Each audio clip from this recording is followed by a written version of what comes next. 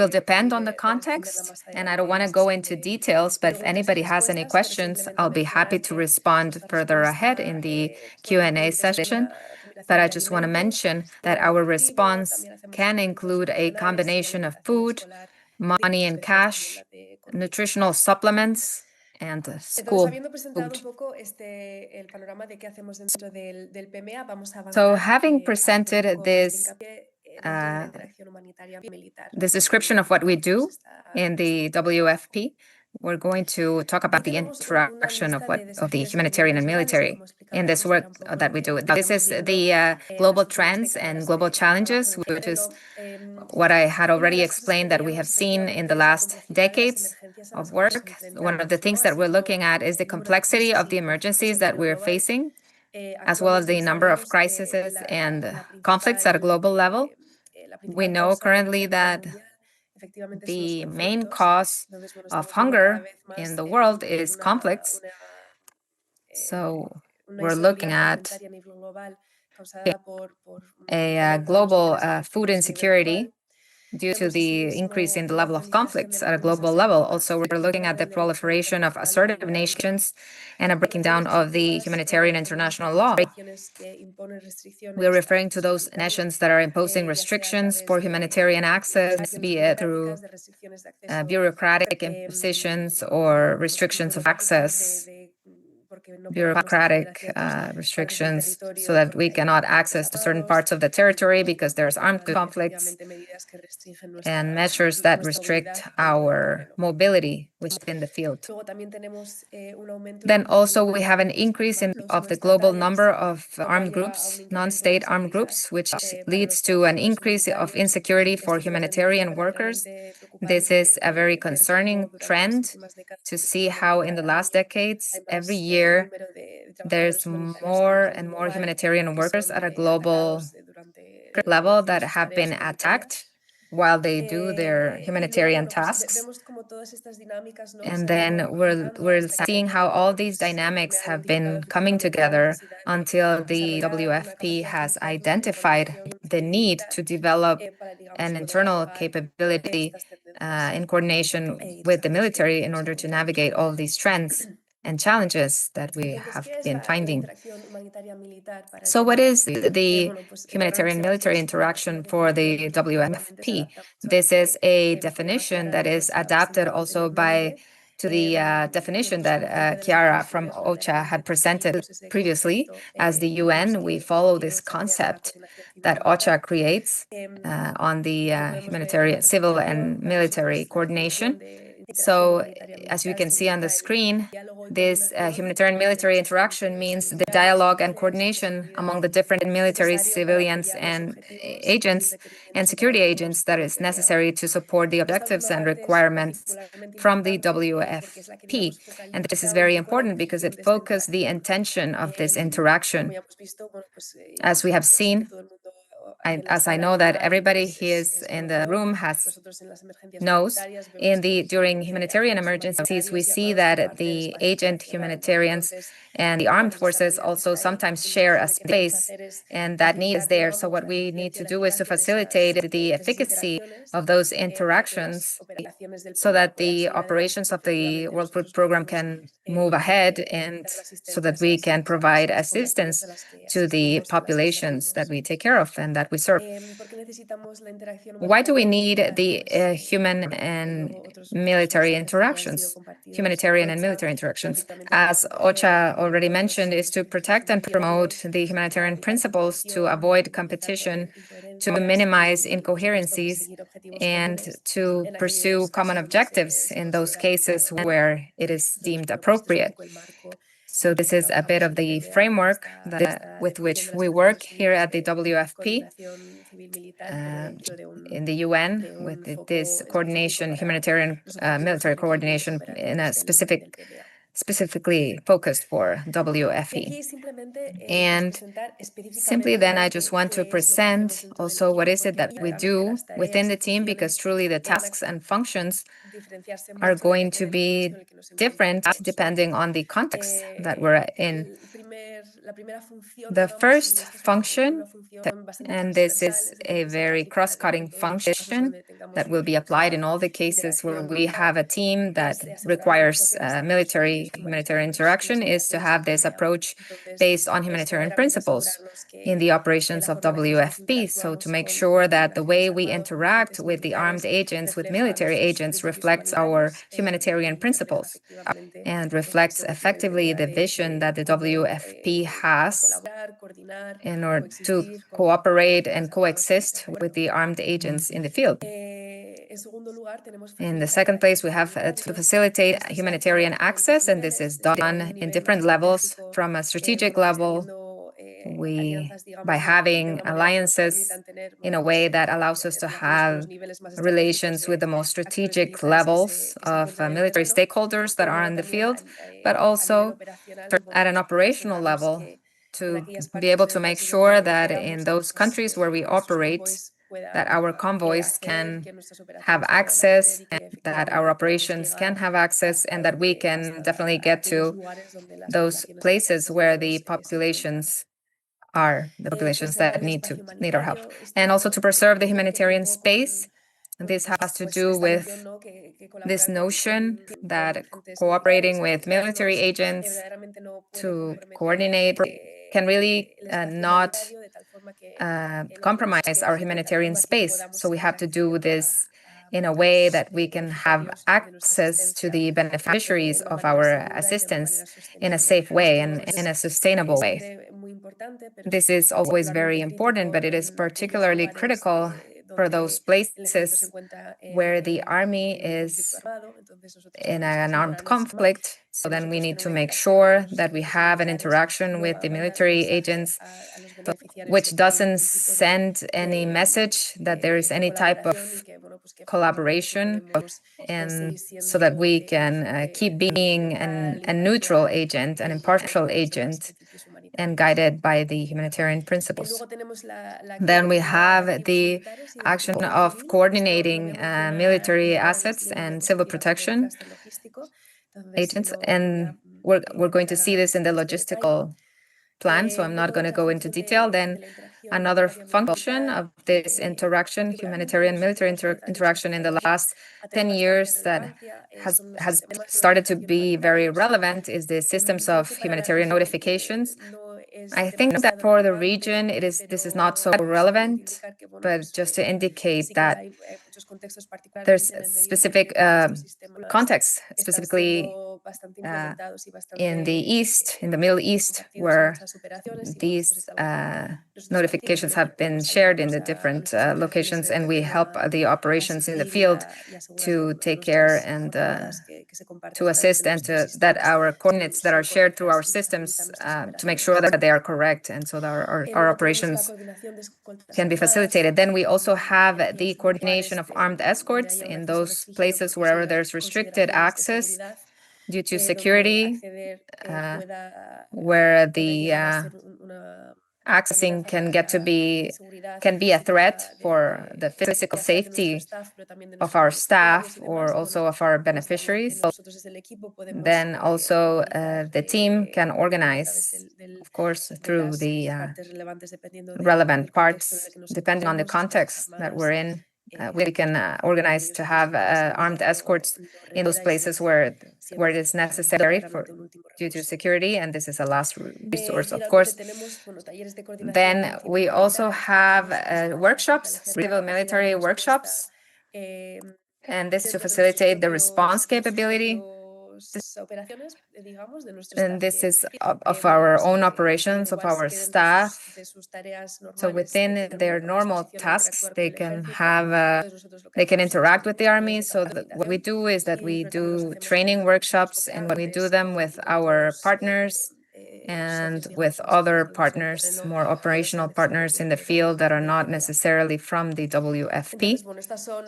So these are the functions that are within the framework of what we can do as officers of military and humanitarian interaction for the WFP. And finally, in this part of the presentation, I just want to mention the role that the WFP can have through the logistical cluster. And these guidelines have been determined. These considerations have been directed by the Oslo guidelines that have been presented before, in which it is being determined how we're going to coordinate in order to guarantee the efficient use of military resources to cover gaps in the logistical capability.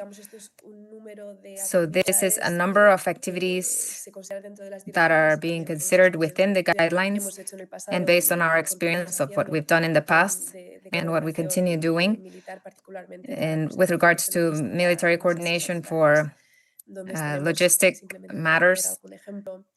For example, we have the use of exchange of transportation services, the providing of services and equipment, which is, for example, fuel for planes or vehicles, rehabilitation of infrastructure, evacuations, also shared medical services, transportation of passengers, exceptional passengers. Exceptional is the key word. So these are some of the examples that are within the Oslo guidelines and that we have also that reflect our experience of how we coordinate with those military assets and civil protection assets that are available for a humanitarian response. And the WFPM role would be to coordinate this use of the military assets. So this is the work that the WFP does in this logistic cluster. So a very important principle, and I want to finish here in this point, which is something that we highlight a lot with our teams and our operations, is the principle of last resort when it's with regards to using military resources for our operations. So we have here the three considerations that define this last resort principle. So, which is to require capabilities and resources for which we don't have a civil alternative at that time. For example, there's no civil capability at that time that that can reach the operational level that the military resources offer, and then that the military resource and civil defense resources can provide important contributions and unique advantages as far as speed, efficacy, and capability. And this means that if we're going to use these assets, it needs to be because there's a need to save lives and there is a serious need to act fast in order to take care of the populations that require assistance, food assistance in this case, but any type of other assistance, especially after natural disasters. And finally, that the military resources and civil defense resources complement the civilian capabilities, the existing civilian capabilities. So this means not to create a dependency on the military resources for our humanitarian activities, but due to operational considerations, we can just plan our operation. We cannot plan our operations by relying on other agents. We, as a highly operational agency, we need to have independency in our operations, and obviously to use the commercial or civil sector for our responses. And we need to be prepared to be able to coordinate efficiently so that we comply with this principle of last resort, and so that we can help the people who need help after a catastrophe or an emergency. I'm going to stop here. This is the end of my presentation, and I'm available if there are any questions from the audience. Thank you. Thank you for your participation, Ms. Lucia. Very specific. So we're going to continue with the 5 minutes of Q&A. Go ahead, Commander Cruz. Thank you, Lucia, for your presentation. In the name of the IADB, and the IADC, the 65 promotion number 65. We thank you for this talk that you have provided to us this morning. The questions that we have are the following. Do you consider that the mandates of the Latin American armies are enough for responses for emergencies? This is a student from the IADC, the question by the student of the IADC. Thank you for the question. And it is a question that is very interesting because truly we need to think on the role of the humanitarian agencies for emergency response. The World Food Program in Latin America, as well as in the rest of the world, we are acting to cover a gap, a capability gap, whenever the government requires. So truly, we act in high coordination, highly coordinated with the government in order to cover a gap whenever it is considered necessary, and also to strengthen the capabilities. So the government, as well as the civilian capabilities, it is their mandate, and it is, of course, their place to determine up to what point they want their agents, their national or military agents, provide a response to the national emergencies. And we are an additional measure there. So truly, those mandates are enough and necessary, and we act per the request of the government and in coordination with the governments, precisely to make sure that there's no duplications and that we are not using the resources in the most efficient way possible. And lastly, to help all those people who need it in a responsible way and in an efficient way.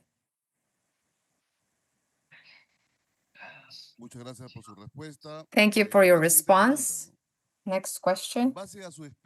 Based on your experience, what interferences have you found in the interaction, in the military and civilian interaction during emergency actions and humanitarian aid actions?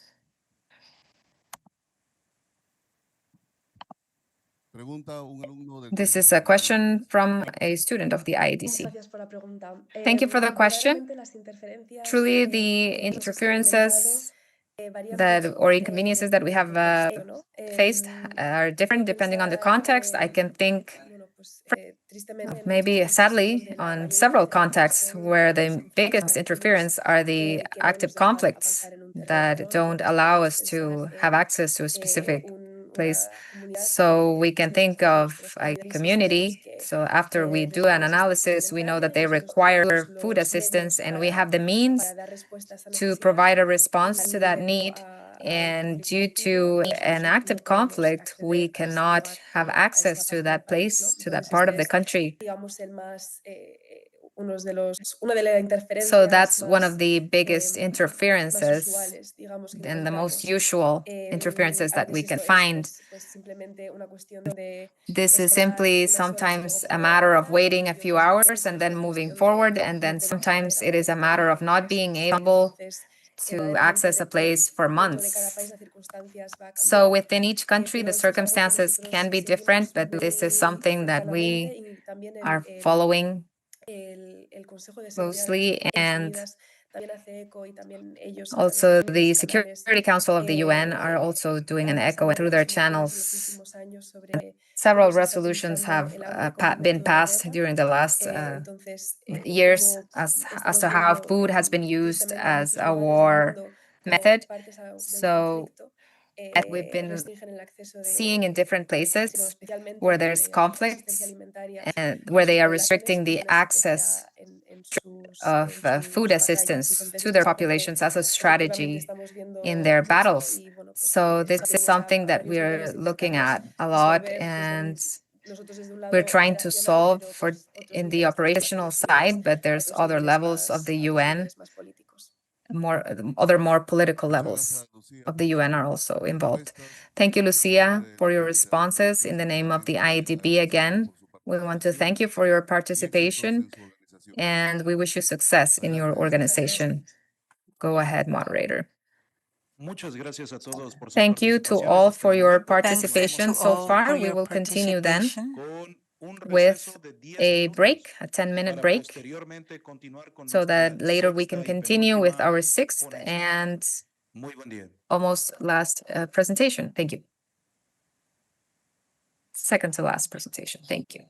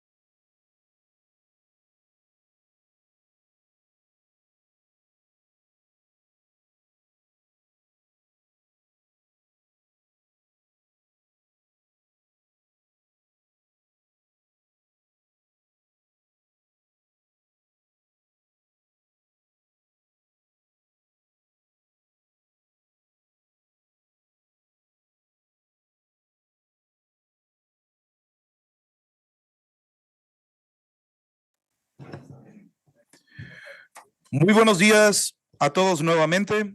Good Se morning hace once again. un breve llamado para conocimiento Just de los to personales call docentes all the presenciales. students Las that presentaciones presentations publicadas will por be el general published Juan by Gómez al General término Juan de este Gomez simposio when we o finish esta this tarde en la symposium plataforma this correspondiente. afternoon in the corresponding platform. Luego, entonces, con el orden So continuing de las presentaciones tenemos a nuestro with the sexto, presentations, we have nuestro our sexto sixth ponente, speaker.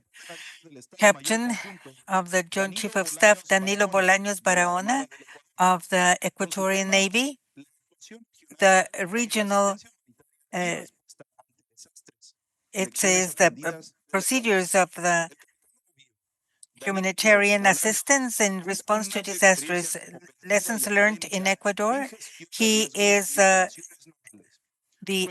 Deputy Chief of the Chief of Staff of the Navy and has performed as the head of the Chief of Staff of the Navy Operations Command and the Marine Infantry Corps. And he has good morning, and please, the camera is blocked. Can you deblock it, please? Mi capitán Bolaños, disculpe, lo tenemos Excuse me, we have you online already. Can you hear us? Yes, I hear you clear, but I cannot connect the camera. But you have your presentation, but it's in the edition mode, but we cannot see you or listen to you.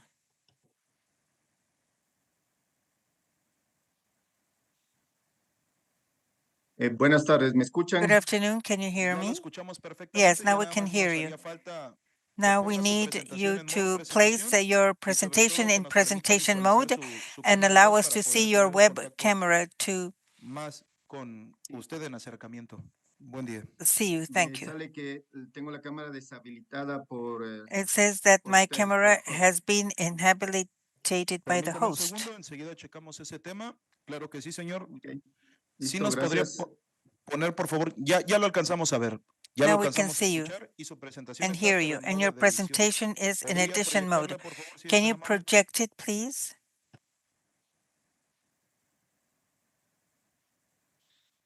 Ya lo alcanzamos a ver, todo está perfecto. Thank you, everything is perfect now. The floor is yours. Good morning.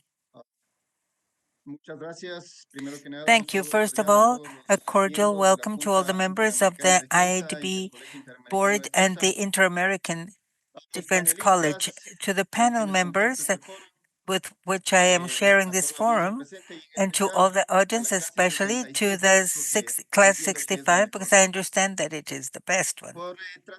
Well, since this is an academic forum, we have seen up to now several presentations, excellent presentations from the different speakers, and we've seen the technical point of view, and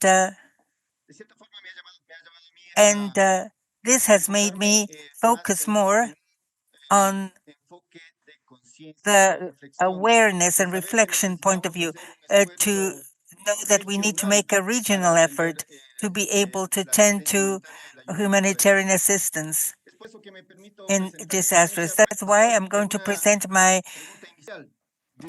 presentation based on the question. Disculpe la interrupción. Tenemos que aquí su diapositiva presentada actualmente es la número 24. Está bien. You're showing number 24, slide number 24. Is that where you want to be? Okay. En modo presentación. Muchísimas gracias y disculpe. Thank you. Excuse me. I was saying that I would like to start my presentation with a question. Is it possible to approach humanitarian assistance in case of disasters as a regional problem? My answer is not only that it is possible, but it is obligatory to have a regional force to face efficiently any type of crisis derived from a threat, be it natural or man-made or social. What are the arguments to support this thesis? First of all, Latin America and the Caribbean are the most vulnerable of the regions for disasters after the Southeast Asia. Secondly, this region has a crisis generated due to violence, internal displacement, conflicts, and border conflicts.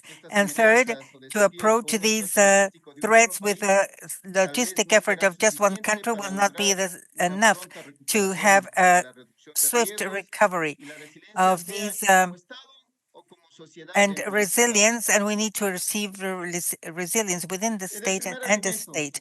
That is the first argument. According to the main answer or response organizations to disasters between 20 and 2806, we had more than 500 disasters, including hurricanes, storms, earthquakes, landslides, forest fires, extreme temperatures, and volcanic eruptions, plus floods and droughts, causing 229,000 deaths in the region. And according to UNICEF data, represent 30% of the population of the region.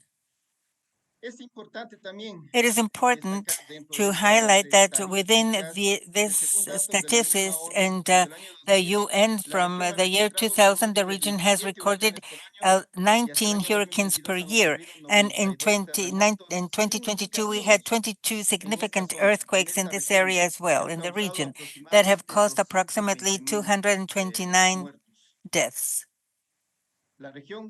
The region is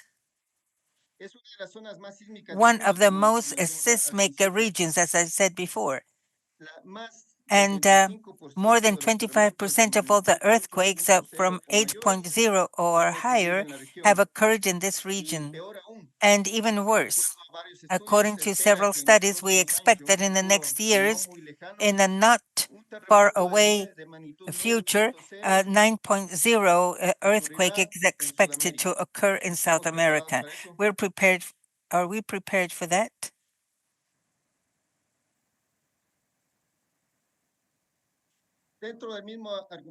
Within the same argument, the first argument, floods are the most common of disasters in the region. In the last 20 years, as you can see, we have had 548 floods, what has caused losses of $1 billion and 53 million people affected. And these affected directly, plus several million with indirect effects.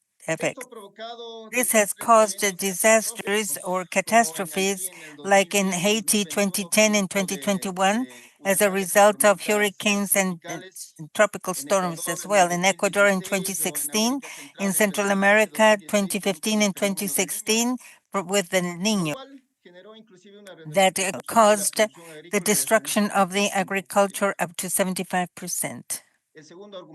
The second argument, violence as a generator of humanitarian disasters. According to the data of this last decade, Latin America has faced several humanitarian challenges, especially the ones related to violence, especially with armed violence.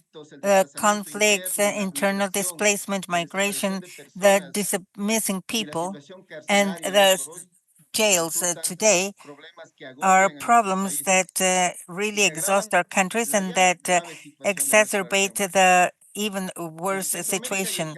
And in Central America and the Caribbean and also in South America, as a consequence of the armed conflicts and non-international conflicts, the civilian population is the most affected.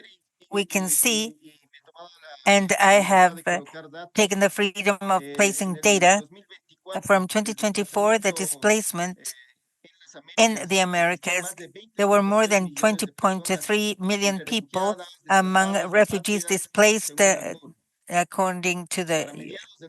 In mid-2024, the internal displacement in Colombia was 6 million people.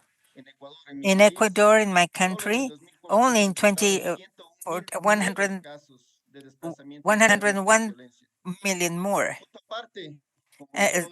And as you all know, the case of Venezuela that continues being the mass origin of displaced people, with 8.1 million Venezuelans that are under international care.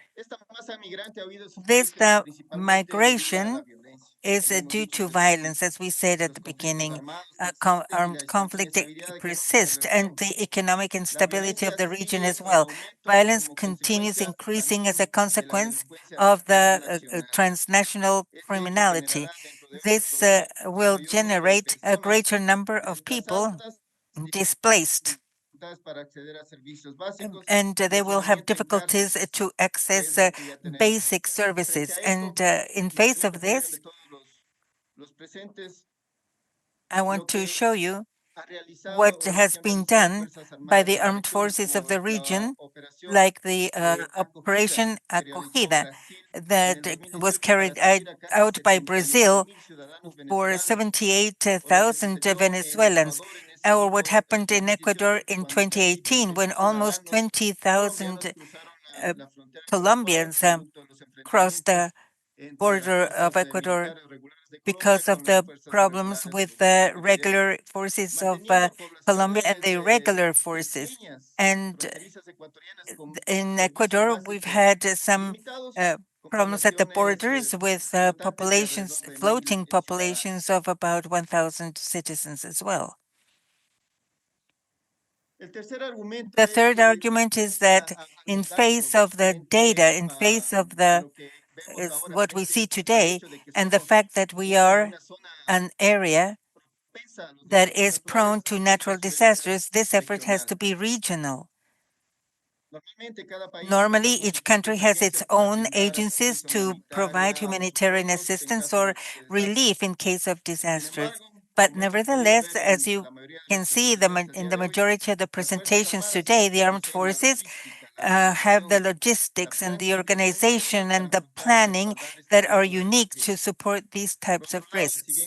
On the other hand, although the national effort can be enough, the magnitude of the events or disasters can overcome the capacity, like what has happened in the majority of cases. What requires this effort to be combined and joined with foreign forces and international and national forces.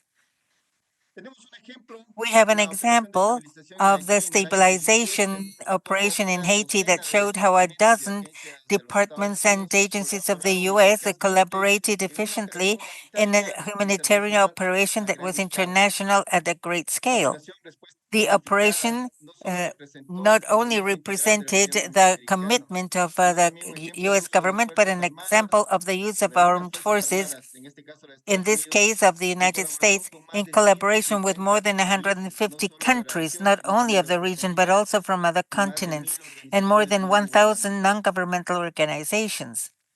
In Ecuador, on April 16, 2016, an earthquake, a 7.8 earthquake, destroyed highways, buildings, houses, basic services, and the government, through the service of risk management, took the initiative to provide humanitarian assistance and relief in case of disasters. Nevertheless, and unfortunately, 1 week after, its capacity was overwhelmed, and the armed forces of Ecuador undertook the lead of the operations, and thanks to their logistic capabilities and organization and command and control, and thanks to the support of the armed forces of the U.S., Chile, Peru, Argentina, Bolivia, and Colombia, Mexico, among others, together with international organizations, they reached the populations that were isolated to give them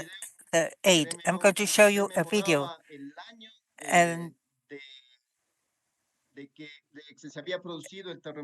of the earthquake in Ecuador, and that tells what happened. Please let me know if you can hear the audio. We can see the video, but apparently we cannot capture the audio. You would have to take the share screen away and put share again, and where it says share with audio or share with sound, then you click and then go back to the slide and give presentation mode again. Perfecto. Muchas gracias, señor. Thank you.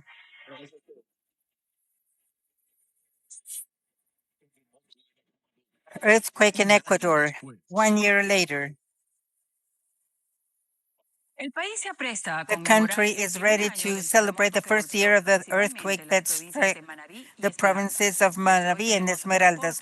We have reports right now remembering us how some of the populations affected were left and how a whole nation joined in. This is a chronicle of what Ecuador went through on April 16, 2016. No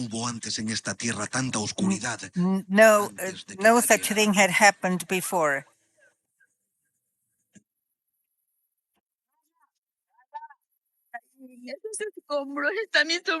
My nephew is under the shatters, and the other 48, other 52.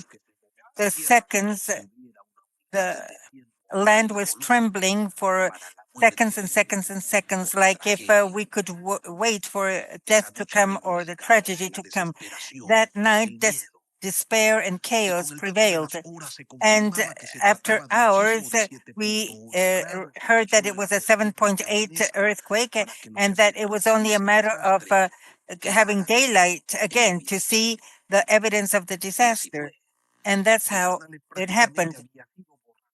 The Bernal was erased from the map, and it was difficult to find an area that had not been affected by the earthquake. In Puerto Viejo, it was like a war zone. In Manta, the Antarctica collapsed.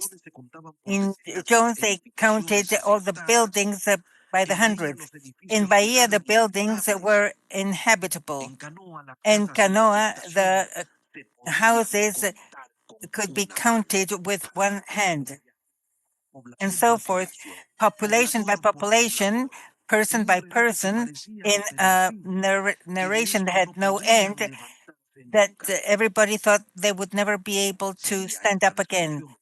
Is this destruction the place where hope would arise? Hundreds of rescuers worked day and night to free dozens of people that were under the debris and the ruins of their houses.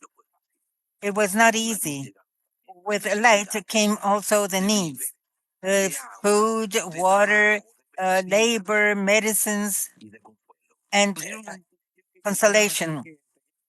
With every ration that we deliver, we are going to give a letter from the children of Cuenca to give each family. It's an incentive that they sent from Cuenca in a solidarity movement.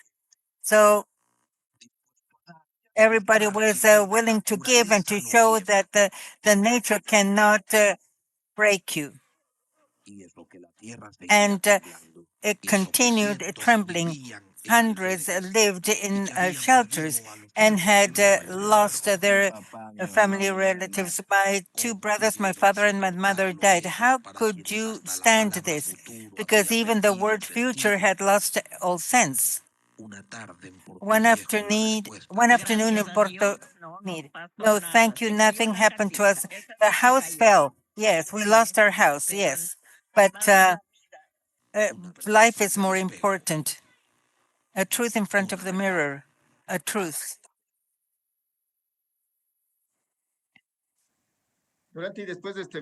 And during and after this event, we had many lessons learned. I'm going to show you.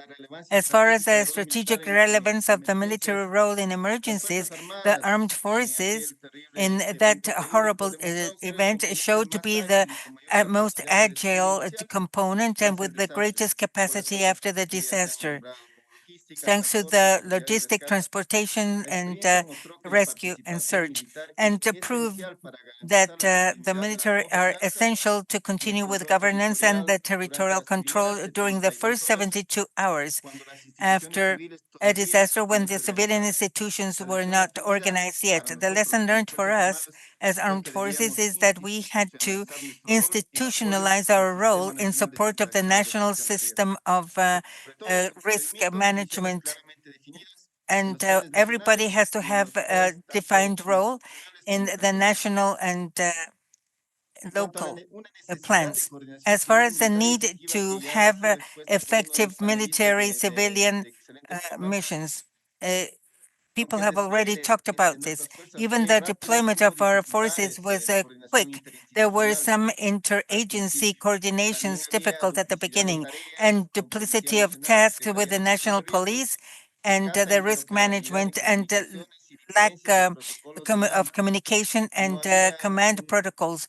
We did not have the hierarchy, and the integration and between the police and the armed forces and the national and local forces required time to synchronize themselves. And what was the lesson learned? That we had to create centers for military civilian coordination that are permanent, and to carry out simulations, joint simulations, and possibly combined in a periodical way to ensure this interoperability, both doctrinary and physical. As far as logistics and humanitarian support, as a strength of the armed forces, both the armed forces, both the local and foreign, allow the access to distant areas through air, as Colonel Garcia showed us with SICOFA, and the access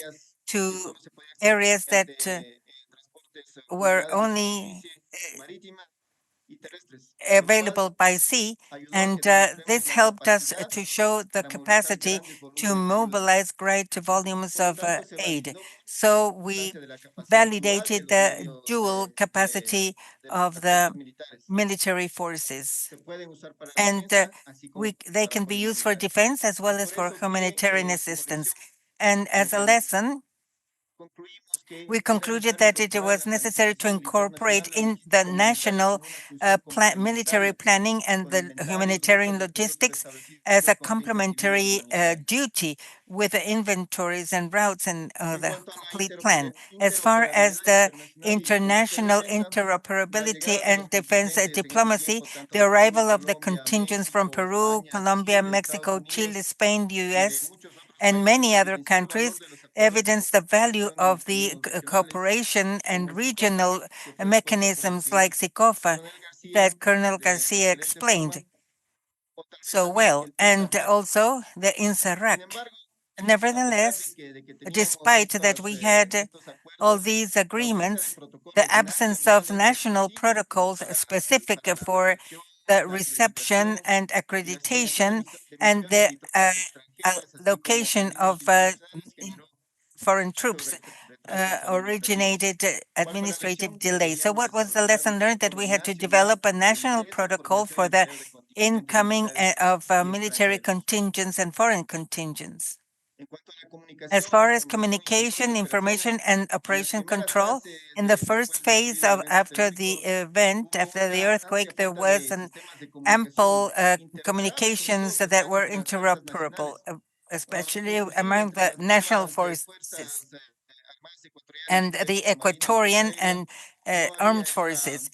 We lacked this interoperability among our own forces, and even worse with the civilian and international contingents, and this made it very difficult to manage information and the support.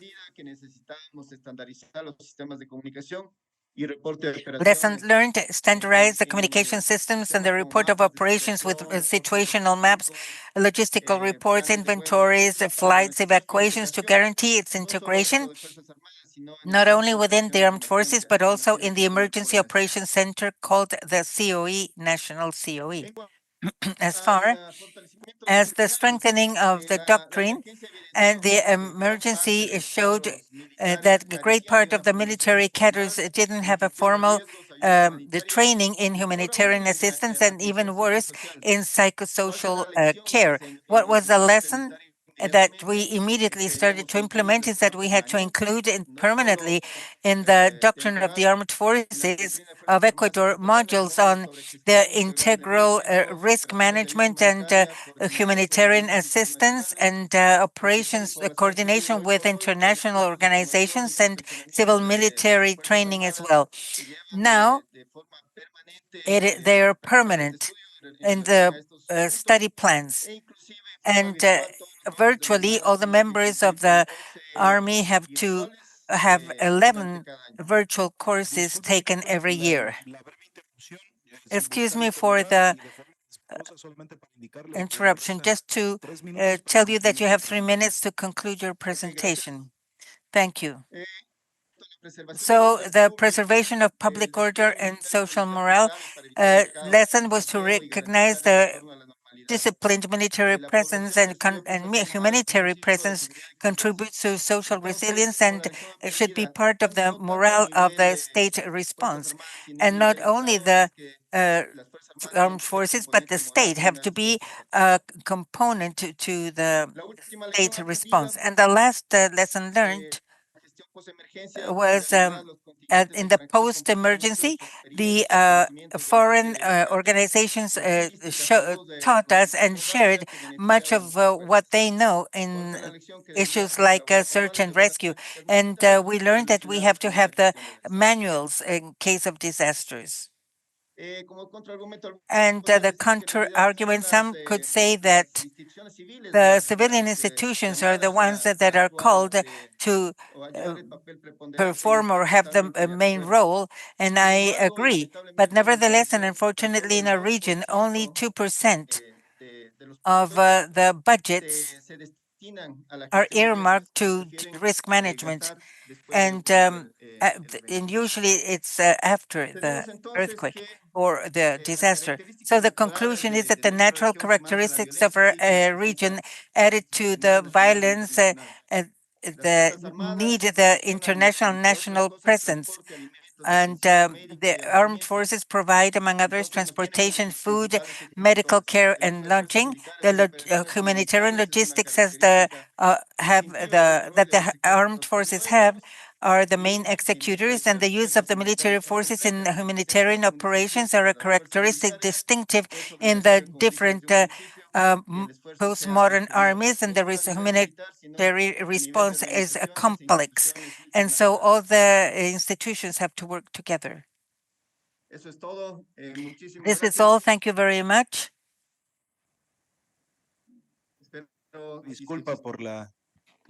Excuse me for the interruption. Continuing with the program of the seminar, we will have 5 minutes of questions and answers. Commander Cruz. Excuse me, Commander, good afternoon.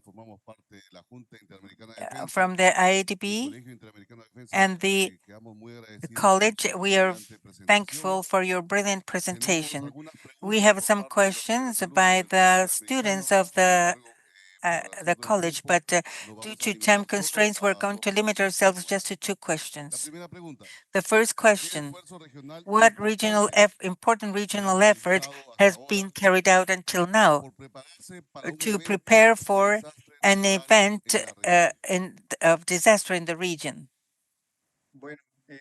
Well, I believe that the previous speakers gave us examples like the Mecode. Colonel Diaz spoke about that Ecuador started the planning process with MECODEX, and the Colonel Garcia also gave a presentation on the SICOFA, and that helped us a lot in 2016 in the Ecuadorian earthquake. And I could add to that that from 2019 on, the navies of the region started to plan first the conception, then the planning and execution of the Solidarex exercise.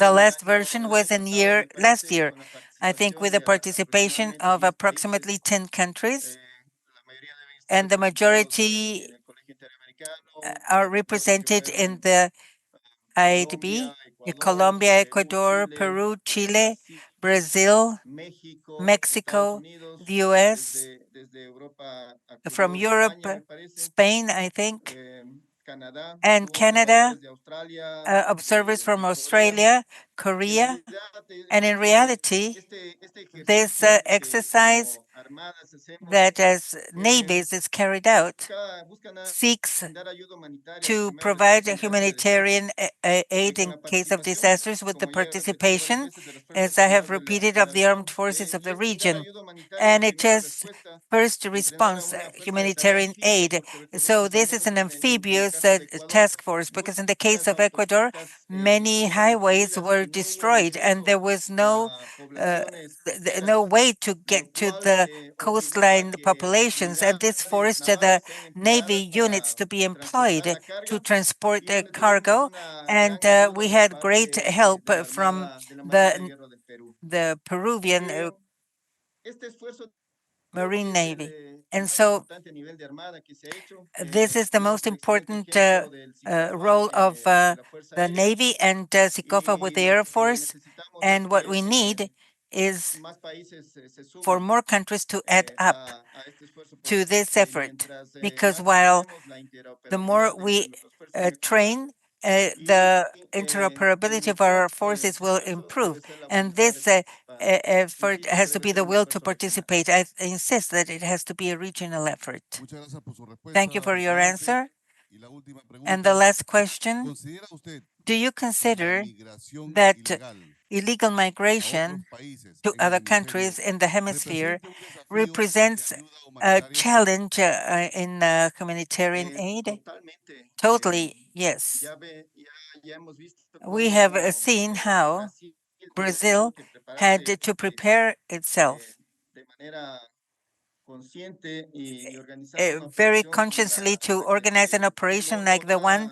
no la expuse durante la I presentación, didn't talk asumo about que debe this haber one, miembros but de las Fuerzas I'm Armadas de sure that there Brasil que are people conocen from the mejor que el caso, Brazilian armed pero forces that había know una this case better, but there migración was masiva que a produjo mass hacinamientos migration that desde produced Venezuela. some Las estadísticas de las Fuerzas Armadas brasileñas indicaban que atendieron a alrededor de and 78,000 it was 78,000 personas. people. Hoy por hoy, la So migración masiva a today, Estados mass Unidos, migration of the United en el año States that in the 2023 year era de alrededor de 2023 was around 2.5 millones 2.5 million de desplazados. En el displaced. 2024 In ya pasó a 2024, alrededor de it 2.1 was millones, por 2.1 ejemplo. En el million. In 2025 se ha 2025, reducido it reduced exponencialmente. exponentially. Entonces, So, dependiendo de las depending políticas on the de cada uno de los policies of gobiernos, each one of the governments, políticas de acogida de la the migración, migration debemos entender reception que los Estados policies, we Unidos must en este understand that the momento, United por States at Constitución this soberana, moment no permite el does not ingreso allow the de esta entry of migración this migration, masiva. mass Entonces, migration. So los otros países de la the other región countries of the debemos region prepararnos, have tal to cual lo prepare hizo Brasil ourselves, en el año like Brazil 2018, did so in para atender estos 2018, casos to como take care of these cases casos de as ayuda cases humanitaria. of humanitarian assistance. Muchas gracias, mi comandante, Thank you por su very much, respuesta. Commander, for your answer. Nuevamente, a nombre Once again, de on la Junta behalf of Interamericana the de Defensa, IADB, su liderazgo, uh, Colegio its Interamericano, leadership and the agradecemos mucho por su presentación Inter-American College, we y thank you very much pasamos, for your presentation. por And now favor, al we're señor moderador. going A ustedes, to the gracias por la invitación. moderator. Thank you for the Muchísimas gracias invitation. nuevamente a Thank you nuestros very much. participantes. Continuando entonces el orden de nuestro programa, tenemos Moving on como with our program, séptima y we última have as the ponencia, seventh and en last nombre del presentation, señor Armin Augusto in the Brown, name of Mr. Armin director del Augusto Senado Brown, Brasil, Director of the con el Senate, tema Brazil, El modelo brasileño with the de gestión topic, the integral Brazilian model de of riesgos y desastres. El integral señor Armin Brown management of dirige disaster el risk. Centro Nacional de Gestión de He Riesgos y Desastres, directs también the conocido por sus center, siglas como the National Center SENAD of Risk and de Disasters, Brasil, known as y es SENAD from miembro del Brazil, equipo and he is a member of the de las Naciones Unidas.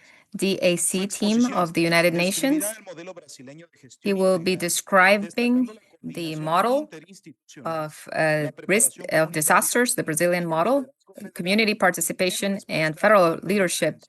when responding to Adelante, emergencies. señor Armin. Go ahead, Le Mr. damos con Armin. usted. Buenas tardes a todos. Good afternoon to everyone, everybody who's joining us here, Los miembros de la the members of the IADC, y gracias Cardona por and thank you, pasarme la Cardona, palabra. for giving me the floor, and a special greetings to General Reinaldo Salgado, the ambassador of Benoni Belli, and my friend Colonel Diaz, who has already provided his excellent presentation, and Colonel Glauco from the Brazilian Air Force, who was also there in the IADB. And 3 days ago, we were together here in the Upper School of Defense. I'm going to share my screen. Just 1 minute, please.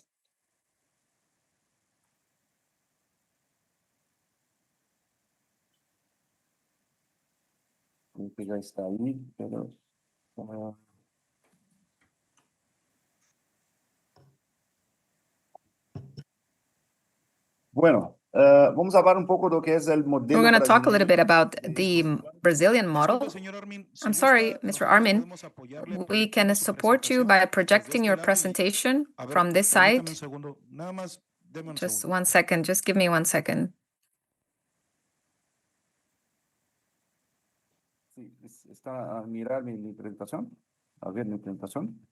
Can you see my presentation? We cannot see your presentation. I don't know if you have it in shared format. Oh no, it's right here. Okay, we have it on the screen. Now that we are in the editing mode, please put it in presentation mode. Thank you very much.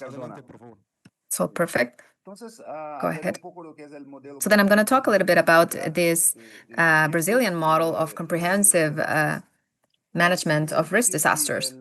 First, I have to mention that as I was presented, I am director of the SENAD, the National Center of Risk Management and Disasters. It is a part of the Protection National System and National Defense, Civil Defense System. And I want to clarify one thing, which is that in Brazil, this national system of protection and civil defense, they work on all of this topic of management of risk and disasters. In many countries, the civil minister is in the Ministry of Defense, but in Brazil, since the 60s, the national system of civil defense is performing the role of risk management here in Brazil, which are classified as risks of technological threats and risk of natural disasters. So then we are organized as a national system of protection. Here we have the center, the national center, and we're working together with the personnel from the IADB for the Codex, which is happening in Brazil in May in 2026, and we're planning everything with Colonel Diaz. He already made a presentation. So from here, from this center, we are coordinating together with the Defense Ministry of Brazil the topics to do this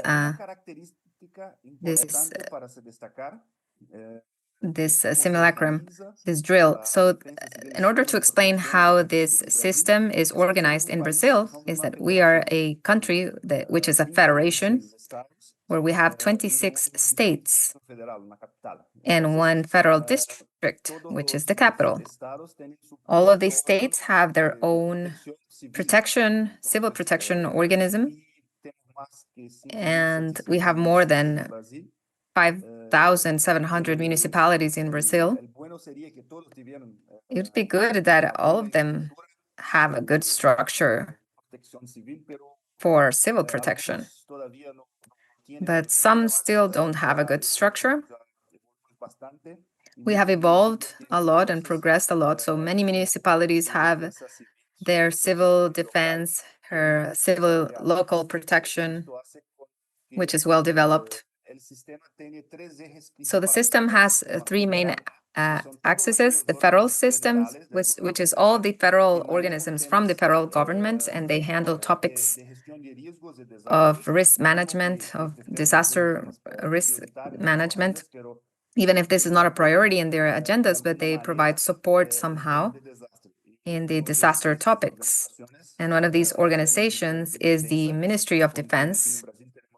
In Brazil, we have protocols for joint action, and we work closely in many actions with the Ministry of Defense.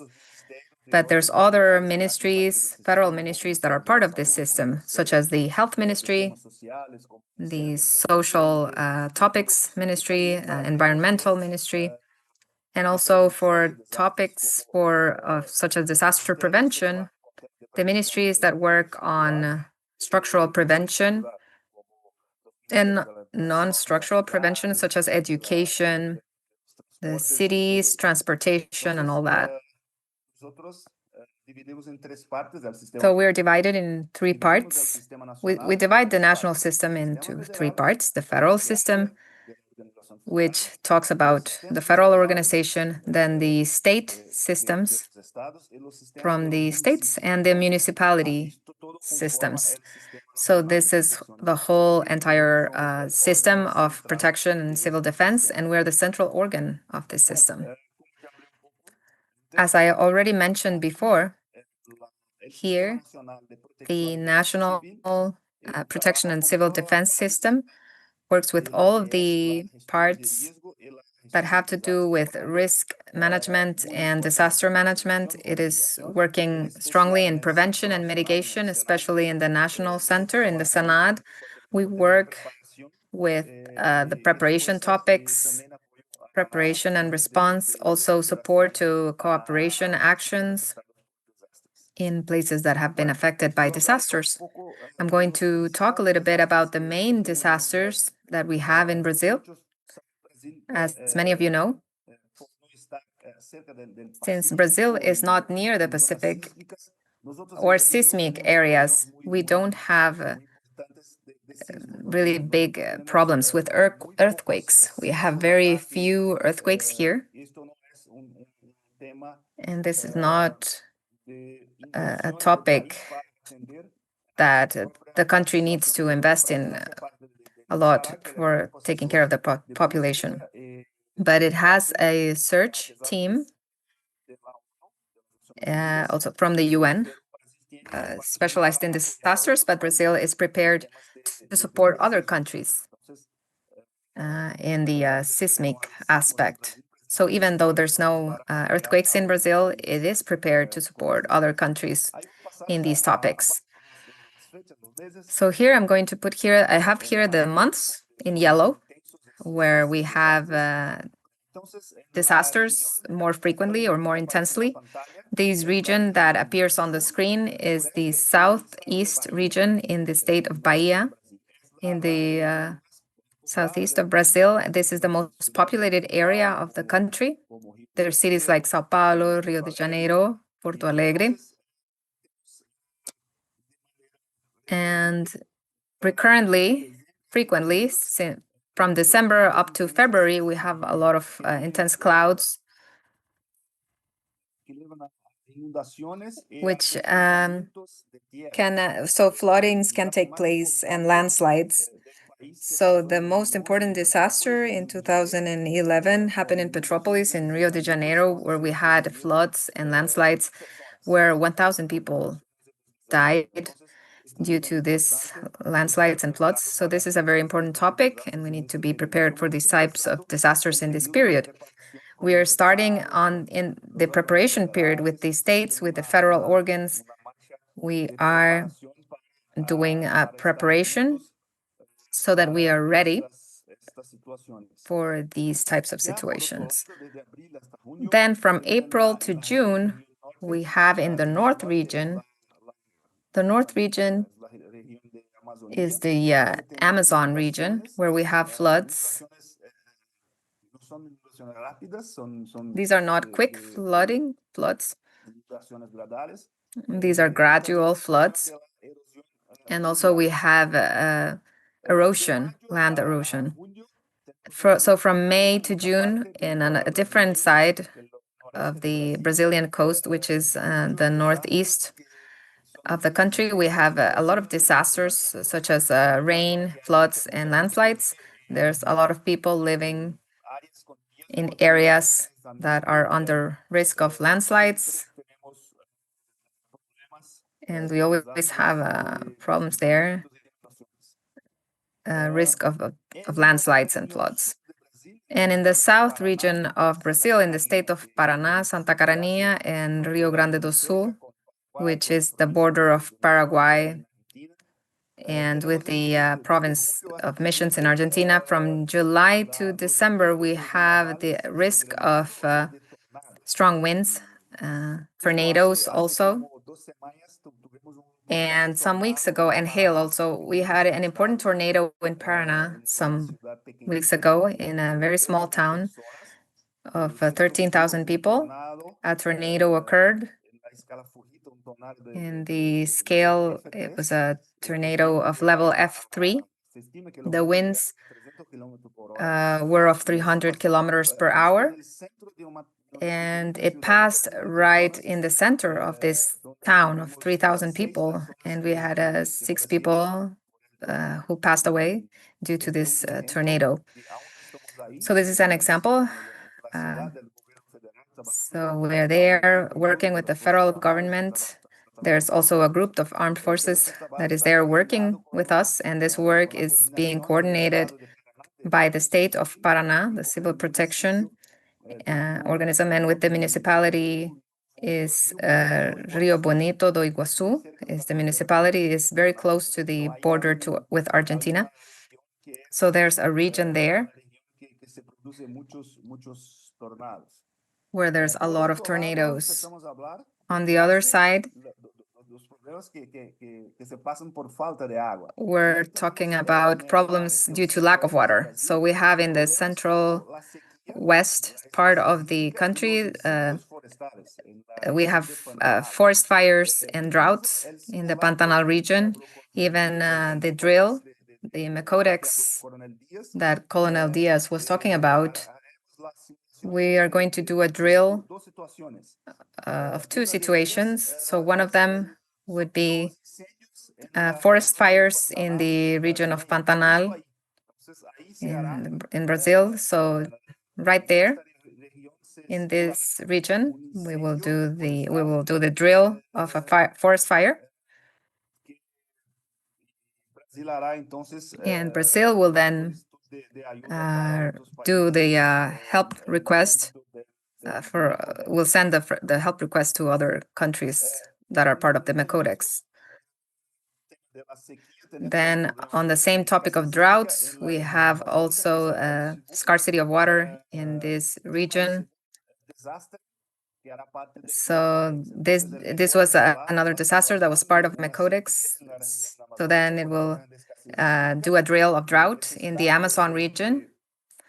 And there's a need to have their humanitarian aid for the population. And then we will also have the fire in Pantanal. So the drought in the Amazon region it's a very big problem because a great part of the transportation of the Amazon, transportation of people and resources, is carried out through the rivers. So when the river level comes down, we have very serious problems of transportation of resources, immunity resources, and also for people transportation. So in the north of Brazil,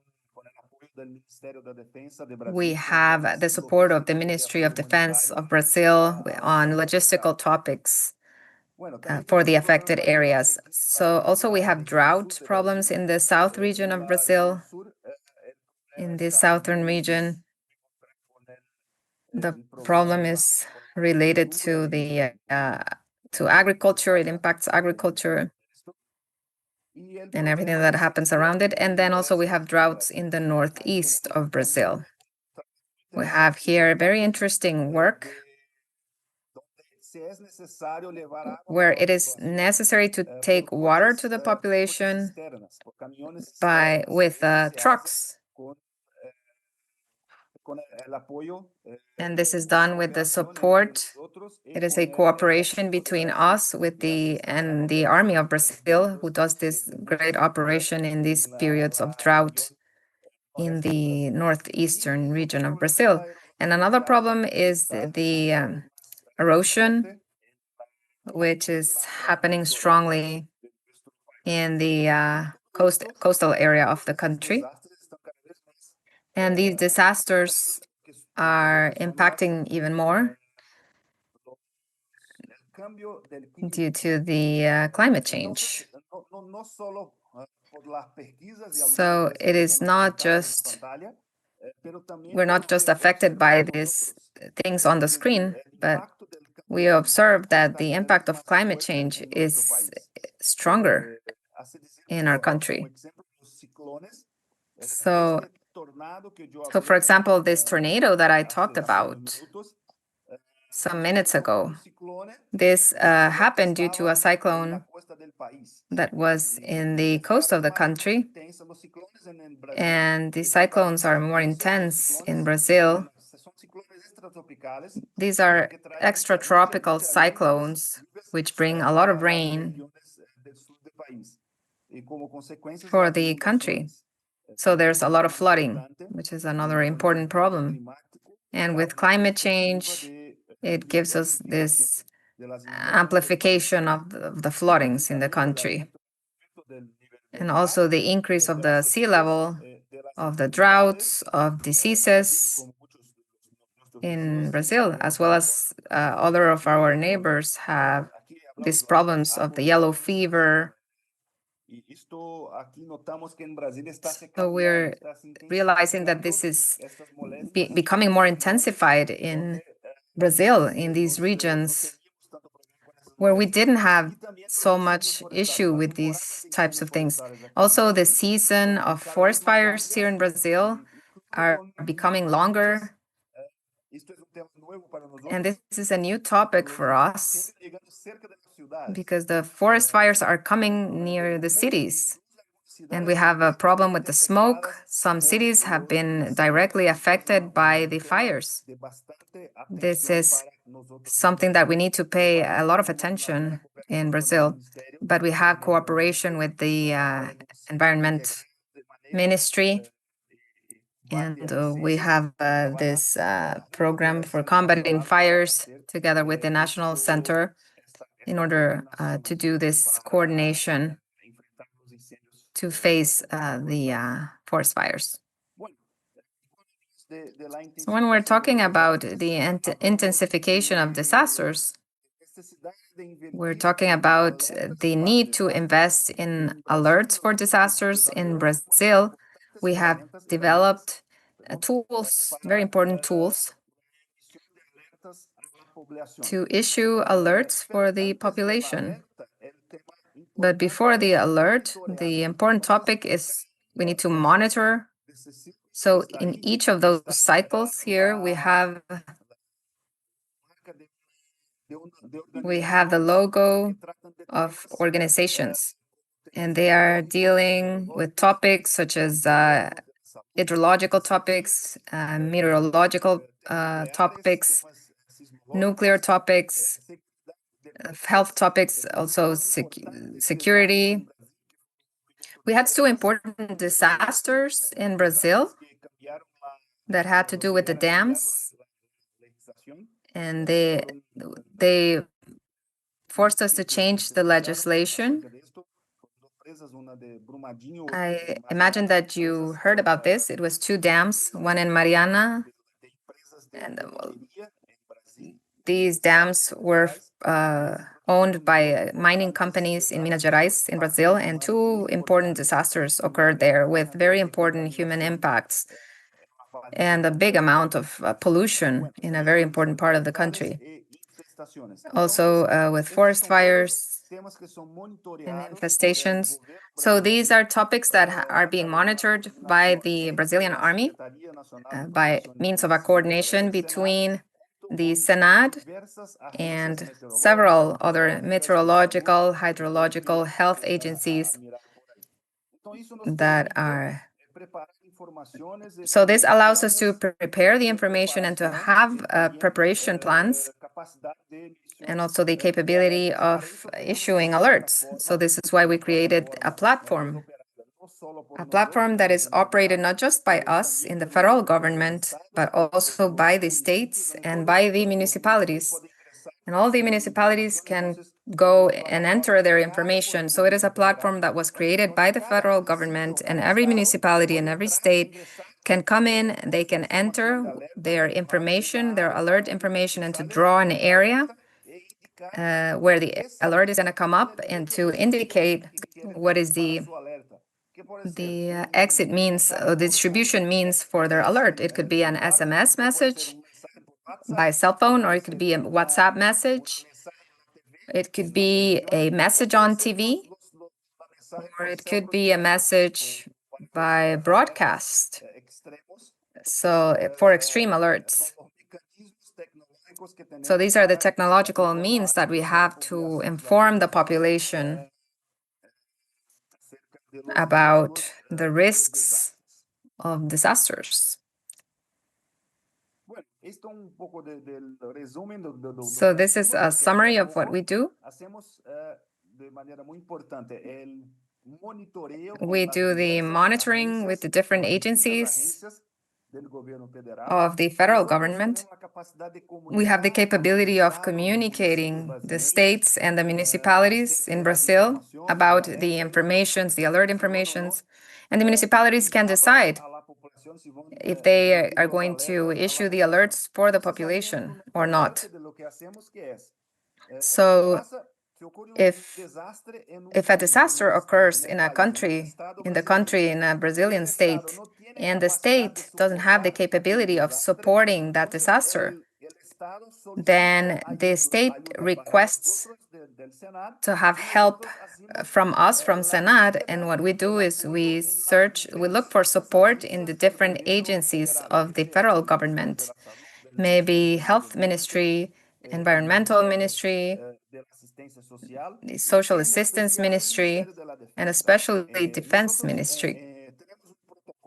We have a protocol of cooperation, joint cooperation with the Ministry of Defense of Brazil. It is a protocol that exists since 2012, and this year, like 3 months ago, we updated it, we did a new version, and this allows us to work in a very well-coordinated way with the Ministry of Defense of Brazil. So the Brazilian agencies, the civilian Brazilian agencies of community support, they are working in coordination with the military. So when we were talking about the coordination between civilian and military mechanisms for humanitarian aid, so then we've had some good experiences of coordination between the civil defense, civil protection, national civil protection, the SENAD, and the Ministry of Defense. So these are some challenges, just to finish my presentation. I think that many of the challenges that I'm going to present here are common challenges with our American brothers. So which are the integration of policies and actions. The topic of protecting people is not done just by one organization, by defense or just by civil protection. It is done by all the agencies. So then we need to talk to members from the military organs of different organizations. We need to talk about these policies related to defense. And so they need to be involved in the civil protection, the civil topics. We need to have other policies and options in the countries. They should be government policies. Another one, especially in Brazil, I think that this is a common topic in Latin America, is the low perception of the risk of disaster in people. in the authorities in general. So this is something where we need to invest a lot in this topic because population needs to have a better perception of the risk. It needs to know that the disaster is going to occur, and disasters due to climate change, the disasters are stronger, are more intense, with a lot more negative effects on the populations. Another topic is the constant improvement of monitoring of the alert systems and warning systems of the population using technological means, such as I already mentioned some minutes ago, alerts on the cell phone, on the TV, through applications, but also to maintain the alerts that are issued by the community through siren systems and other local mechanisms. Also, we need to be prepared constantly. This is a very important topic, which is indicated by the Sendai framework, which is the international platform. It is the international framework for prevention for disasters. We need to be organized as a government, mainly. We need to be organized to respond in an efficient manner. And a seminar such as this helps us not just to integrate what response is in our countries. I was talking about the fact that we are very organized with the Defense Ministry of Brazil, but also with we need international integration to respond efficiently. It is very important that the IADB takes actions like this for driving international cooperation for the military mechanisms and their use in disasters. This is becoming more and more important when facing the possibilities that we have for impacts of the climate change. So even if we are investing a lot in the response, the most important investment has to be done prior the disasters occurring. So it needs to be in preparation and also prevention and mitigation. And something else which is very important is that everything that we do and everything that we're doing here, when we're talking about disasters, when we're talking about coordinating disaster coordination, preparation, prevention, is that all of this needs to be centered in people. We need to have every day, we need to see this. It is important. We are working to protect people, to protect the life of people. This is a little bit of what we have to do. We need to create resilience. We need to adapt to a new scenario of disasters that are more intense, of populations that are more vulnerable. We need to work on the threats, on the vulnerabilities, but we need to work to be prepared, to mitigate, to prevent the disasters. And to conclude my presentation, here's a chart where you can see the arrows there. And these are the organizations. So when some time passes by and we organize the systems for disaster prevention with plans, with meetings such as these, such as seminars such as these, with exercises such as MECODEX, and with other actions like policies and protocols, we will have all of the organizations aligned in the same direction. And this direction, which is to protect our population and saving our population. So this is the end of my presentation. Thank you all. Thank you for hearing, and special thanks to the IADB for this invitation and for organizing this seminar. Thank you.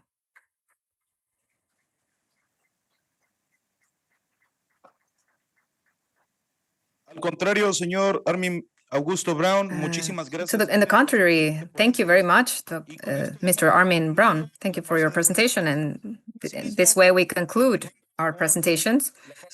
So moving on with the phase of questions and answers, we're going to give the floor to Commander Cruz so that he can address the questions to Mr. Brown.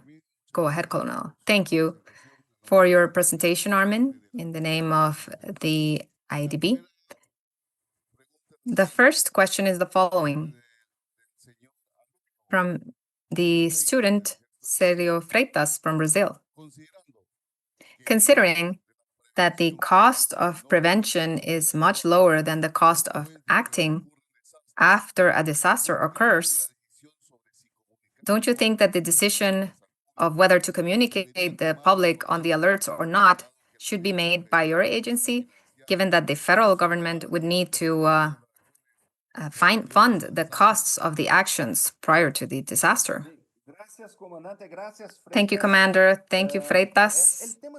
The topic of the alerts,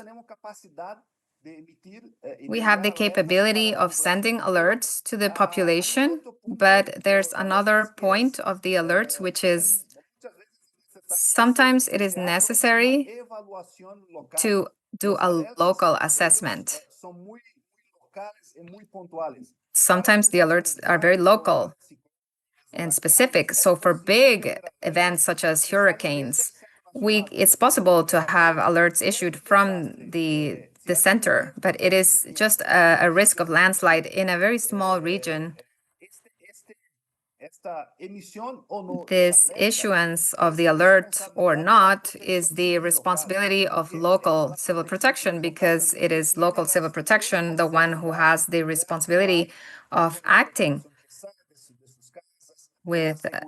to evacuate population, to make sure that the houses are empty and all that. So we have an alert system where the federal government participates, the state government participates, and the municipalities.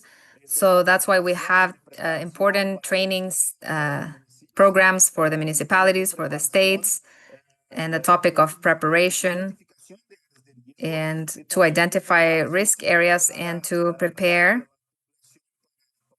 the population to respond with contingency plans, and also to handle the alert systems correctly. Thank you for your response. And the second and last question, what expectations does the Senate have in the execution of the MECODEX for 2026 in Brasilia?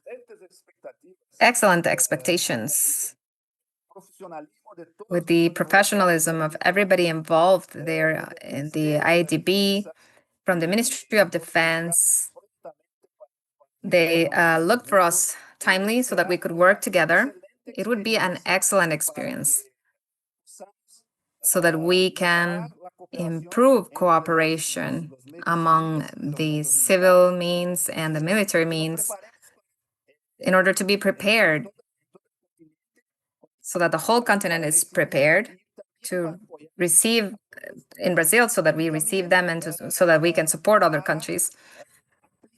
And also to apply what we have planned for in Brazil. We have here plans in Brazil for forest fires. We have many things planned here, and also plans to face the lack of water and drought. So it'll be a very good opportunity to train in cooperation among us, the civilians and the military, also to train for international cooperation and to train for mechanisms that have already been planned out here in Brazil in order to look for improvements and to improve the support and the assistance to our populations. Thank you for your presentation, and we wish you a lot of success.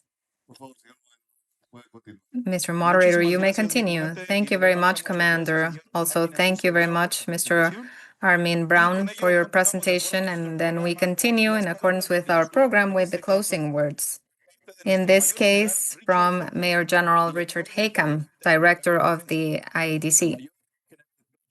Mayor General Richard Haycam has a very distinguished career where he has been a sub-general commander. We have Richard Haycam.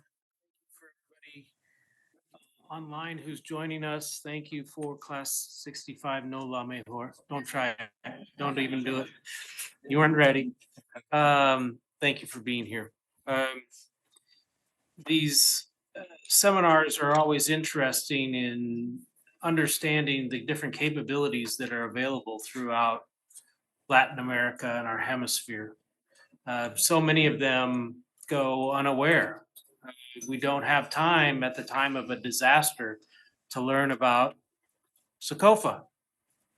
The true value of SOCOFA is not during a disaster, it's before the disaster in helping you organize your requests.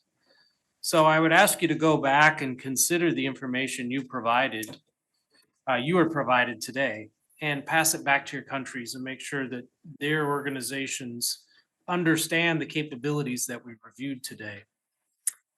We heard from many experts, many international organizations that reminded us that prevention does not begin with the alarm, but with planning and education and empathy. And we have learned that no better than in our partners from Jamaica and the horrible disaster there. And this is not, it's a disaster of our own making in Haiti.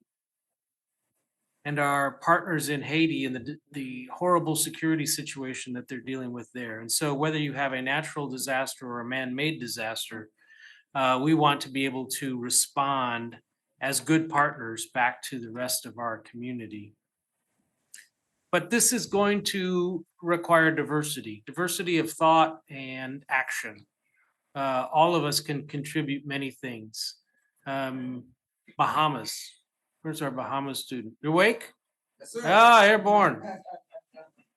Bahamas is one of the best exporters of assistance during a natural disaster.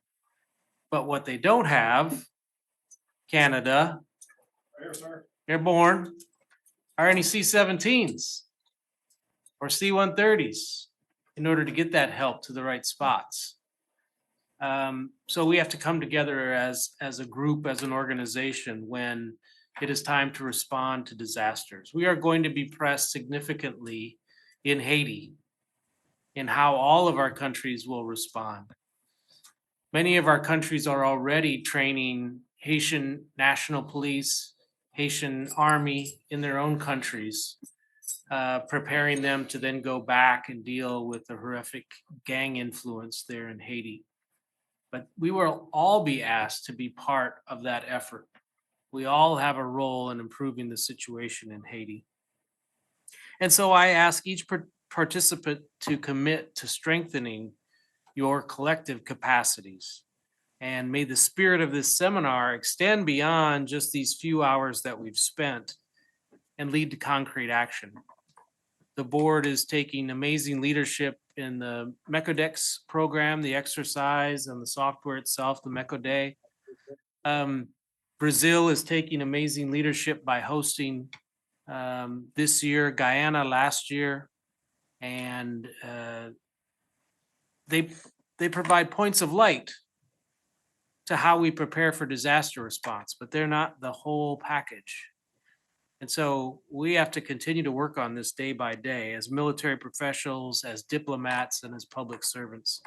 So on behalf of the Inter-American Defense College, including Class 65, we sincerely appreciate everybody who contributed to this great discussion.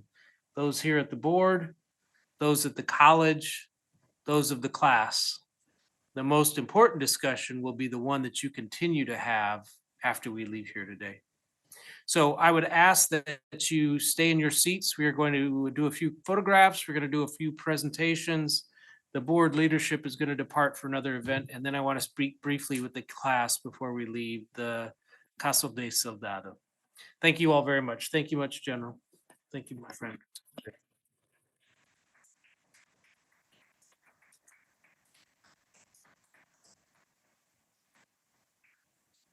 Agradecemos al mayor general Richard Haykamp por sus palabras de clausura, que subrayan la importancia We de la thank Richard Haykamp's words for their closing word, which highlights participation and solidarity in the hemisphere for disaster response. With these interventions, we conclude the seminar of prevention and response to disasters of the IADB, where we can highlight that prevention and response to disasters in the hemisphere requires an effective coordination among the civil stakeholders and humanitarian and military stakeholders, supported by the tools such as MECODE and comprehensive risk models. The experiences shared today from the Plan DN3E in Mexico, the SICOFA, the regional articulation in Ecuador, and the Brazilian approach can make it evident that the institutional commitment are essential to save lives and to restore stability. Also, the UN and the WFP highlight the importance of dialogue and the mechanisms of access in complex areas. And the pillar for rapid response and resilient for emergencies is just this. Also, I want to thank all the presenters for their valuable contributions and the participants who are online, which are more than 24,000 subscribers in our digital platforms from the different countries, and for your commitments with regional cooperation. Thank you very much. May this meeting reinforce our conviction that when facing a disaster, coordination is the best tool to safekeep the human life and to strengthen resilience of our nations. Finally, we invite all of our guests to our next seminar on cyber defense for 2025, which will be carried out in December of 2025. And lastly, I wish to congratulate the hemisphere for all of us who will be receiving a promotion soon. And congratulations for this promotion in your military career. Good afternoon to all. Please remain seated so that we can proceed with our institutional picture. The panelists that are present, please move to the center so that you can receive the corresponding certification diploma. Also, we invite the leaders and authorities to deliver the acknowledgements or diplomas.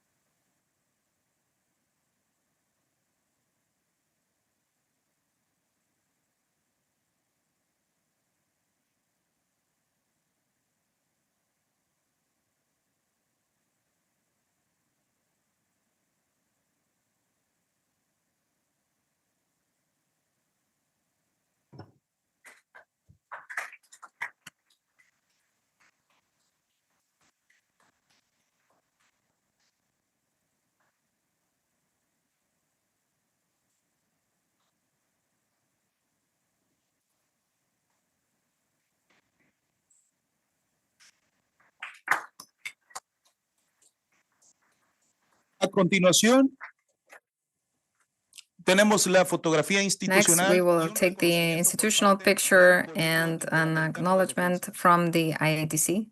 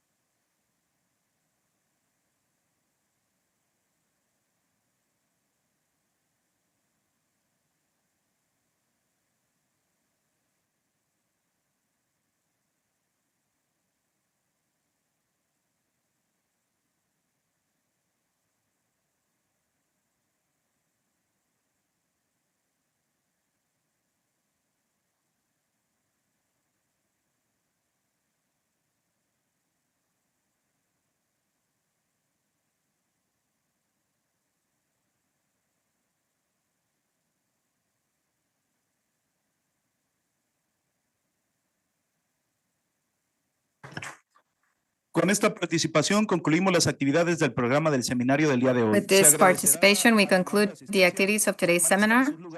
Please remain seated until the leaders